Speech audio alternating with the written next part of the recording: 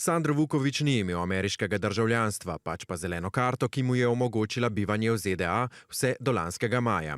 Zvezna agencija ICE ga je tedaj najprej priprla, nato pa so ga 7. januarja po 32 letih življenja v ZDA deportirali na Hrvaško, kjer je bil predtem le enkrat. To mi je šok bio. Kad su me oni prvo hapsili, kad sam ja vidio ova situacija i nisam nikad pomislio da će se to meni desiti. Ja sam mislio da ću ja ići ispred sudije, sudija će reći ovo je bez veze. Ja nikad nisam mislio da će on mene deportirati. Iz dokumentov, ki jih je predložil Sandro, ni razbrati razloga deportacije. So mu pa na sodišču po njegovih navedbah pojasnili, da je razlog posedovanje 36 gramov marihuane iz leta 2007.